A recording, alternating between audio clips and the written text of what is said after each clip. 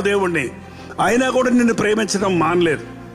నువ్వు బాధపడుతున్నావు, అయినా కూడా ఆయన నిన్ను ప్రేమిస్తూనే ఉన్నాడు. నువ్వు తిరుగుబాటు చేస్తున్నావు, అయినా కూడా నీ వెంటబడుతున్నాడు ప్రభువు తన ప్రేమతో. నువ్వు ఎంతగా దేవుడిని ఎదిరిస్తున్నా నిన్ను చివరించుకోవటం లేదు, నిన్ను అసహించుకోవడం లేదు, నిన్ను విడిచిపెట్టడం లేదు. కాబట్టి నువ్వు ఎట్లా జీవించినా సరే నీ మీద కీడు రావటం లేదు, నువ్వు చావటం లేదు, నీ మీద శాపం రావటం లేదు. ఎందుకంటే ఆయన దీర్ఘశాంతం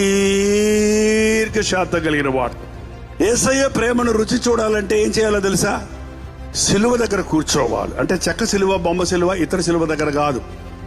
యేసుక్రీస్తు సిలువలో చేసినటువంటి ఆ యాగాన్ని ధ్యానిస్తే, దేవుడు లోకాన్ని ఎంతో ప్రేమించి తన కుమారుని లోకంలోని పంపించాడు.